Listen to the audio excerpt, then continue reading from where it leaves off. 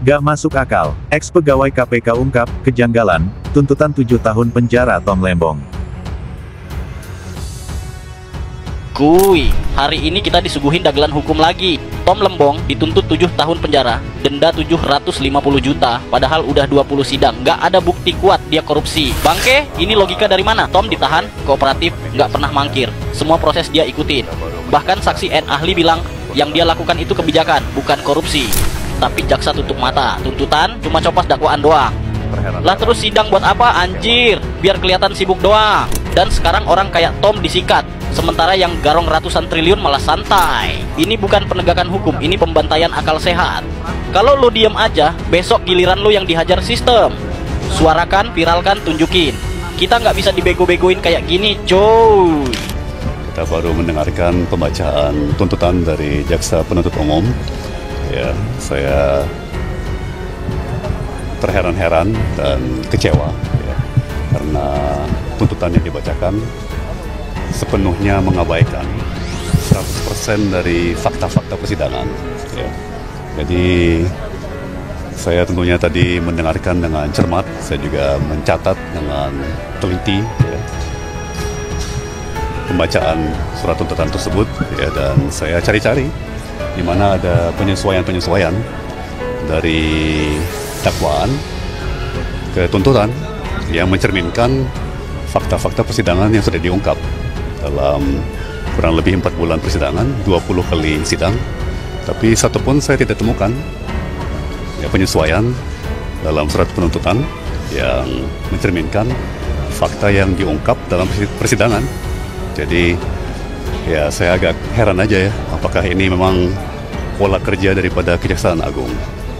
Tom Lembong dituduh karena dia melakukan suatu tindakan mengimpor gula dari luar negeri ya.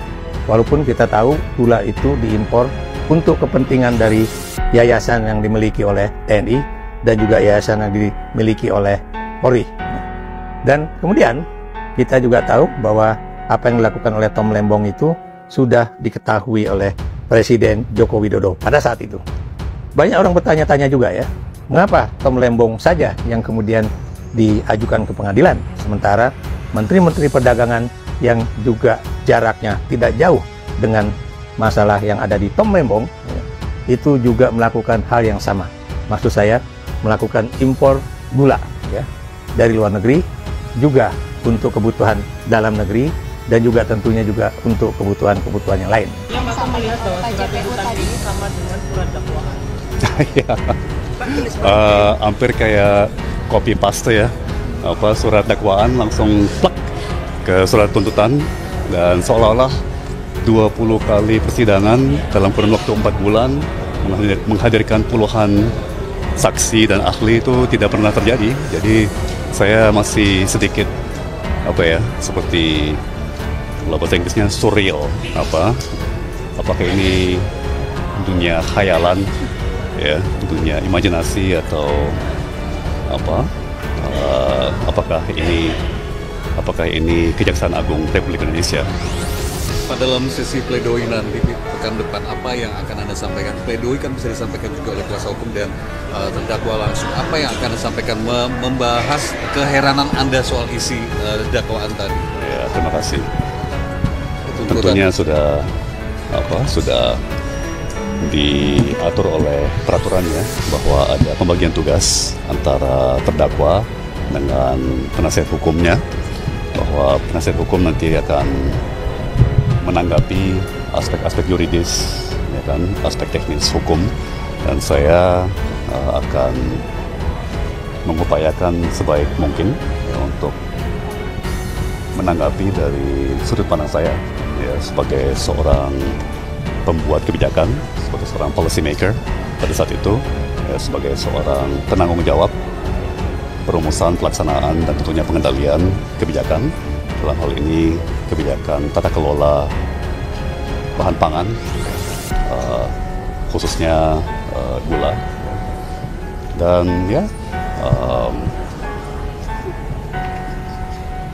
bagi saya sih sederhana ya, kita dari awal sudah selalu mendasarkan semua keterangan atas data, fakta, realita yang terjadi. Ya, dan itu akan terus kami terapkan secara konsisten sampai akhir proses, ya, sampai akhir daripada proses hukum yang harus saya jalankan. Lain yang senang impor ini yang bukan saya cari, udah ketemu lah siapa yang senang impor, udah ngerti saya. Nah, saya potong dulu. Untuk perintah presiden tersebut ya, saudara langsung mendapat perintah dari presiden? Iya, yang mulia. Dalam bentuk apa? Lisan atau tertulis? Dalam sidang kabinet. Sidang kabinet. Maupun langsung dalam pertemuan saya dengan Bapak Presiden secara bilateral di istana biasanya, kadang-kadang juga di Istana Bogor, ya. Dan juga melalui atasan langsung saya, yaitu Menko Perekonomian.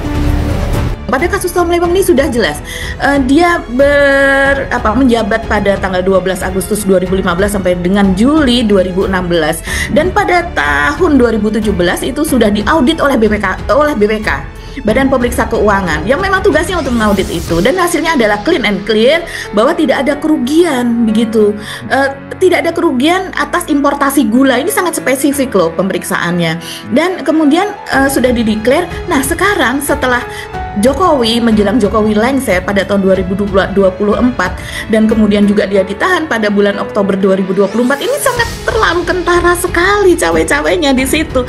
Kemudian meminta BPKP untuk membuat evaluasi pemeriksaan. Sampai lama, entah apa yang terjadi pada BPKP, dia disuruh membuat evaluasi yang sudah sebetulnya ada penilaiannya dari BPK. Ini kan sama-sama lembaga negara. Dan kemudian mereka melakukan pemeriksaan sampai diminta mana hasil dari BPKP sehingga saya ditahan. Sampai kemudian 6 bulan Tom Lembong ditahan, tidak juga mendapatkan hasil evaluasi dari BPKP tersebut. Bahkan hakim juga berkali-kali meminta, tapi jaksa tidak bisa menghadirkan dengan alasan nanti 1 minggu sebelum masuk ke pemeriksaan ahli dari BPKP, begitu orang dari BPKP akan diberikan. Akhirnya sekarang Tom Lembong sudah 8 bulan lah kira-kira ketika tuntutan ini dibacakan, dan akhirnya keluarlah dari BPKP. Dan tetap saja Mas Hersu, tidak ada bukti yang bisa dihadirkan dalam evaluasi itu bahwa ada aliran dana baik dari PPATK atau dari manapun. Nah, declare dari Tom Lembong ini menarik sekali. Dia jelas mengatakan, sangat clear, dia mengatakan bahwa saya tidak menerima apapun dalam bentuk apapun dari siapapun dalam hal importasi gula. Tidak ada bukti dan mereka tidak bisa membuktikan. Terdakwa yang menerbitkan persetujuan impor, apa yang saudara terdakwa terima dari 8 perusahaan swasta itu memangnya? Saya tidak pernah terima apa-apa, baik sebelum saya menjabat, di saat saya menjabat, dan setelah saya menjabat.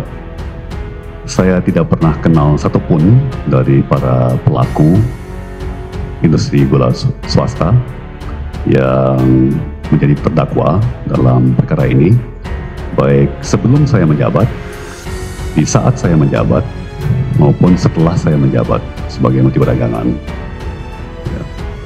Jadi dalam bentuk apapun. Dalam bentuk apapun? Dalam bentuk apapun. Tidak pernah terima. Jadi dari 8 perusahaan swasta yang kemudian memproduksi dari gula mentah menjadi gula putih tersebut, baik itu dari distributornya dari Inkopat, Inkopol dan sebagainya, juga tidak ada aliran sama sekali ke Tom Lembong. Kenapa? Karena dia mengatakan bahwa saya tidak kenal satupun dari pengusaha yang sekarang mereka menjadi terdakwa itu. Tidak ada komunikasi yang saya rasa kalau seandainya jaksa bisa menghadirkan dalam bentuk telepon, dalam bentuk chat, WA, komunikasi apapun, itu pasti akan menjadi bukti telak di sidang pengadilan. Tapi ternyata tidak bisa dihadirkan. Jadi tidak ada bentuk kerugian dari negara, yang ada adalah potensi kerugian dalam hal ini dan menguntungkan pihak lain katanya. Menguntungkan pihak lain padahal Angel Product apa dan sebagainya, Inkopol, Inkopat ini yang ada kerjasamanya dengan TNI, dengan Kementerian Perdagangan, padahal ya tentu saja mereka tidak mau melakukan, perusahaan tidak mau melakukan produksi dari gula mentah menjadi gula putih yang siap untuk diedar kalau tidak ada keuntungannya. mau apa, mau membayar gaji karyawan dari apa gitu. Dan kemudian juga kalau tidak ada keuntungannya, Inkopol itu berbentuk koperasi begitu. Mereka tidak akan mau kalau tidak ada keuntungannya dari bantuan mereka dalam bentuk distribusi, dan distribusinya sudah jelas itu dilakukan sampai ke pelosok-pelosok, ke daerah 3T, karena itu memang yang paling rawan, dimana kalau dilakukan distribusi sendiri, kita sering mendengar juga kejadian di mana rantai pasokan bahan pangan itu mereka dibegal di jalan apa dan sebagainya. Jadi memang seringkali harus dengan pengawalan, kalau tidak memang bekerja sama dengan koperasi TNI Angkatan Darat dan juga Polri tersebut, yang memang sudah seringkali mereka bekerja sama dengan Kementerian Perdagangan. Jadi ini memang kasusnya memang sangat aneh sekali, Mas. Iya, karena Anies yang ditarget dengan Formula E lolos karena ditolak oleh KPK kan pada waktu itu gitu. Jadi itu sebenarnya kalau ini memang clear, ini urusannya ya Presiden ke-7 gitu. Dan tuntutan 7 tahun penjara yang diajukan Jaksa Penuntut Umum JPU terhadap mantan Menteri Perdagangan Thomas Trikasih Lembong atau Tom Lembong dalam kasus korupsi impor gula menuai sorotan tajam. Mantan penyidik Komisi Pemberantasan Korupsi (KPK) Yudi Purnomo Harahap menilai tuntutan tersebut janggal dan terlalu berat. Apalagi karena jaksa dinilai gagal membuktikan adanya keuntungan pribadi yang dinikmati oleh Tom Lembong. Dalam sidang pembacaan tuntutan yang digelar di Pengadilan Tindak Pidana Korupsi Tipikor, Jakarta pada Jumat tanggal 4 Juli tahun 2025, jaksa meminta majelis hakim menjatuhkan hukuman 7 tahun penjara kepada Tom Lembong. Tak hanya itu, jaksa juga meminta hakim menghukum Tom Lembong berupa denda sebesar Rp750 juta subsidiar 6 bulan kurungan. Namun, Yudi Purnomo menyoroti satu celah fundamental dalam argumentasi jaksa. Menurutnya, sejak awal kasus ini bergulir hingga agenda penuntutan, tidak ada bukti konkret yang menunjukkan adanya aliran dana hasil korupsi yang masuk ke kantong pribadi Tom Lembong. Tuntutan 7 tahun bagi Tom Lembong terlalu berat ketika JPU pun tidak berhasil membuktikan adanya aliran dana kepada Tom Lembong atau menikmati hasil korupsi, kata Yudi dalam keterangannya, Sabtu, tanggal 5 Juli tahun 2025. Sorotan pada ketiadaan aliran dana. Meskipun menghormati proses hukum dan tuntutan yang diajukan jaksa, Yudi menegaskan bahwa ketiadaan bukti penerimaan uang menjadi poin krusial yang seharusnya menjadi pertimbangan utama. Hal ini kontras dengan pertimbangan memberatkan yang diajukan jaksa, yang lebih fokus pada sikap terdakwa selama persidangan. Jaksa dalam tuntutannya menyebut beberapa faktor yang memberatkan, di antaranya adalah perbuatan terdakwa tidak mendukung program pemerintah dalam pemberantasan tindak pidana korupsi. Tom Lembong dianggap tidak mengakui perbuatannya. Terdakwa tidak merasa bersalah dan tidak menyesali perbuatannya, ujar jaksa.